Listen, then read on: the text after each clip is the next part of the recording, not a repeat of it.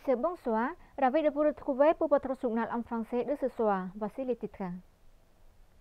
Samedi Bolsonaro Phakdei Sai Chum, chef d'État par intérim du Cambodge, a reçu le matin du 18 mars au palais du Sénat à Phnom Penh Madame Phet Thong Than Shinawatra, vice-présidente de la Commission nationale pour la promotion du soft power de Thaïlande et chef du parti Pheu Thai. Pendant la rencontre de courtoisie, Samdech Bolsonaro Phakdei Sai Chum, chef d'État par intérim du Cambodge, a qualifié la visite de Madame Phet Thong Than Shinawatra au Cambodge de très important, affirmant que cela reflète l'attention portée à l'approfondissement des bons liens d'amitié, de solidarité et de coopération existants entre les deux peuples et les deux pays, apportant de grands avantages mutuels tant aujourd'hui qu'à l'avenir. Les deux parties ont exprimé leur satisfaction et leur appréciation pour les relations amicales traditionnelles, le bon voisinage et la coopération étroite dans tous les domaines entre les deux nations qui ont été continuellement renforcées et élargies et élevées au niveau de partenariat stratégique. À noter que Mme Phet Thong Than Shinawatra, étant visite au Cambodge, à l'invitation de Samdech Mahasenan Pradejo Hun Sen, ancien Premier ministre du Cambodge et président du Parti du peuple cambodgien PPC. L'objectif principal de la visite est d'échanger des points de vue sur la coopération entre les deux pays voisins pour les intérêts communs des deux peuples et partis sur la base des liens étroits d'amitié et de coopération entre les deux parties. Le Cambodge et la Thaïlande apprécient leurs relations bilatérales.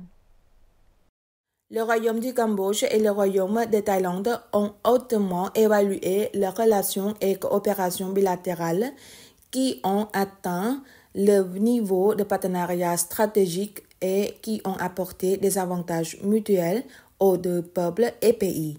L'appréciation est faite par Samdech Mahabubor Thappadei Khonmanet, Premier ministre du Royaume du Cambodge, et Madame Phet Thong Than Shinawatra, vice-présidente de la Commission nationale pour la promotion du soft power de Thaïlande et chef du parti Pheu Thai, lors de leur entretien dans l'après-midi du 18 mars au Palais de la Paix à Phnom Penh. Samdech Thappadei Khonmanet a souhaité la bienvenue à Madame Phet Thong Than Shinawatra et a transmis par son intermédiaire ses salutations à son Excellence Thaksin Shinawatra, ancien Premier ministre de Thaïlande. Le chef du gouvernement cambodgien a informé Madame Phet Thong Than Shinawatra des résultats fructueux de sa visite officielle en Thaïlande le mois dernier, qui a contribué au renforcement et à l'expansion des relations entre les deux pays dans de nombreux domaines, notamment l'économie, le commerce, le tourisme, le travail, etc. De son côté, la présidente du Pheu Thai a exprimé son ferme espoir que les relations et la coopération entre les deux nations soient davantage renforcées dans d'autres domaines importants, notamment la promotion du rôle des femmes.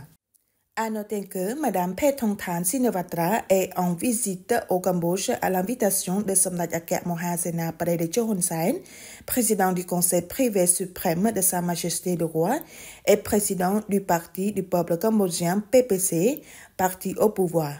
L'objectif principal de la visite est d'échanger des points de vue sur la coopération entre les deux pays voisins pour les intérêts communs des deux peuples et partis sur la base des liens étroits d'amitié et de coopération entre les deux parties. Son Excellence le vice-premier ministre Sun Chanthol a dirigé une réunion du groupe de travail interministériel avec les sociétés China Metro Group et Guangzhou Metro Group. Le matin du 18 mars 2024, au Conseil pour le développement du Cambodge, Son Excellence Sun Chanthol, vice-premier ministre et premier vice-président du Conseil pour le développement du Cambodge, a présidé une réunion du groupe de travail interministériel avec les sociétés China Metro Group et Guangzhou Metro Group sur le projet de train léger relié de Phnom Penh au nouveau aéroport et au métro de Phnom Penh. Le but de la réunion était d'entendre des présentations du China Metro Group et du Guangzhou Metro Group sur le concept global de Phnom Penh, y compris la taille de la ville, la population, l'état des routes, ainsi que les premières études de faisabilité de lignes ferroviaires reliant Phnom Penh au nouvel aéroport et au métro de Phnom Penh. Veuillez noter que cette réunion a été organisée après la visite du vice-premier ministre pour attirer les investisseurs en octobre 2023, au cours de laquelle, le 21 octobre 2023, son Excellence le vice-premier ministre s'est rendu pour s'informer sur le développement du projet de métro à Guangzhou, en Chine, construit par Guangzhou Metro Group, coordonné par China Metro Group. La station de métro de Guangzhou est une gare ferroviaire de la province de Guangdong en Chine, avec environ 50 lignes, d'une longueur totale d'environ 2000 km, fonctionnant à une vitesse de 160 km par heure, équipée d'une technologie de pointe et d'un système de suivi numérique. Le ministère du Développement rural a organisé sa réunion annuelle sur le bilan de travail de 2023 et l'orientation de travail de 2024 sous la présidence de son Excellence Chai Rathisen, ministre du Développement rural. Son Excellence Chai Rathisen, ministre du Développement rural, a présidé le matin du 19 mars 2024 la cérémonie d'ouverture de la réunion annuelle des résultats des travaux de 2023 et de l'orientation des travaux de 2024 du ministère du Développement rural.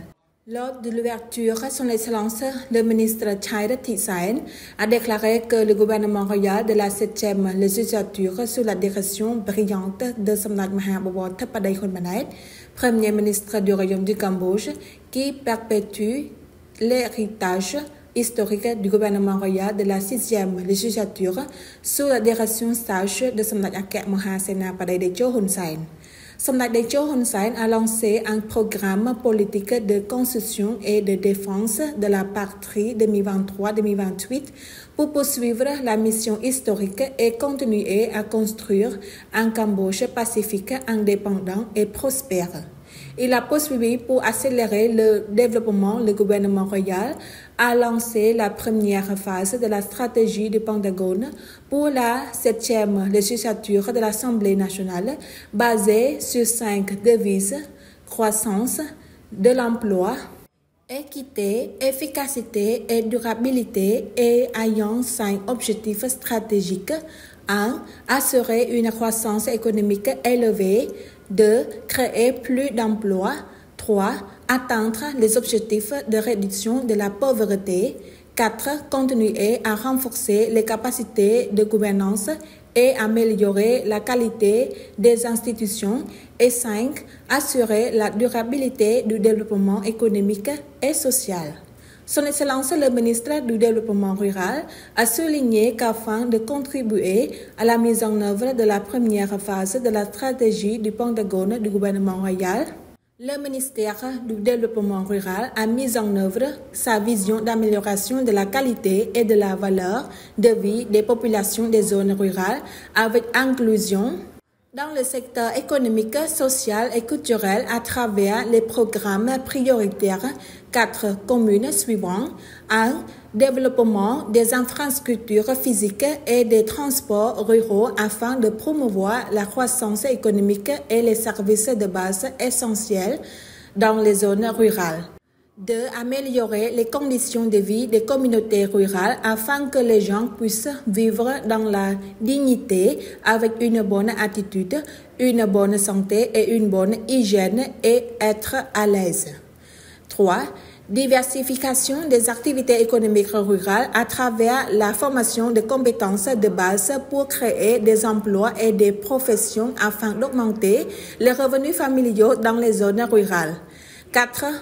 Renforcer les services de soutien administratif et aux affaires générales pour renforcer les institutions et la gouvernance au niveau national et infranational afin de pouvoir servir les populations rurales avec haute responsabilité. Le programme de formation technique au niveau certification et de poste a été organisé sous la présidence de son Excellence Bandit Saphicha Hin Sahib, secrétaire d'État du ministère de l'économie et des finances. S'exprimant lors de la cérémonie d'ouverture du programme de formation technique au niveau de certification et de poste, son Excellence Bandar Sapiecha Hien Sahib, secrétaire d'État et président du groupe de travail sur le renforcement des capacités du ministère de l'économie et des finances, a souligné que la formation et le renforcement des capacités en matière de compétences liées à la gestion des finances publiques est devenu une obligation pour les fonctionnaires en compétences des finances publiques pour de remplir leurs devoirs afin de contribuer à améliorer la productivité et l'efficacité de chaque unité budgétaire des ministères, institutions et départements concernés, tant au niveau national qu'au niveau de l'administration infranationale. Son Excellence Dr. Hien Sahib a souligné que le ministère de l'économie et des finances a toujours considéré que le renforcement et le développement des capacités des fonctionnaires en matière de gestion des finances publiques sont nécessaires pour soutenir et mettre en œuvre la réforme de la gestion financière, contribuer à élever le niveau de vie et à accroître l'efficience et l'efficacité des services publics rendus à la population. Son Excellence Bandar Sapiecha Hien Sahib a souligné que le ministère de l'économie et des finances a toujours considéré que le renforcement et le développement des capacités des fonctionnaires dans les compétences en matière de gestion des finances publiques sont nécessaires pour soutenir et mettre en œuvre la réforme de la gestion des finances publiques du gouvernement afin d'accroître le niveau de vie et accroître l'efficience et l'efficacité des services publics à la population. Dr. Sosok Bonthun, spécialiste principal du secteur public de la Banque mondiale, représentant les partenaires de développement au Royaume du Cambodge, a également exprimé son soutien au renforcement et développement des capacités pour la mise en œuvre du programme de réforme de la gestion des finances publiques du gouvernement royal. Son Excellence le secrétaire d'État a également rappelé que le programme de réforme de la gestion des finances publiques est l'un des principaux programmes de réforme du gouvernement royal afin de transformer le système de gestion des finances publiques cambodgien d'un système ciblé décentrant de manière centralisée vers un système basé sur les résultats ou réalisations et décentralisé conformément aux normes et l'excellence internationale. Actuellement, la réforme de la gestion des finances publiques a atteint la 4e phase, la phase finale, l'objectif étant la comptabilité, la réalisation ou les résultats. La 4e phase de la réforme de la gestion des finances publiques a délégué davantage d'autorité et de responsabilité au ministère, aux institutions et aux unités subordonnées, y compris les administrations infranationales, dans la conception et l'exécution des budgets programmes. Cela nécessite que tous les ministères, institutions et administrations infranationales accordent davantage d'attention au renforcement des capacités et du professionnalisme de leurs responsables des finances publiques. C'est la fin de notre journal. Merci pour votre fidélité. Bonne suite de programme CTVK. À demain.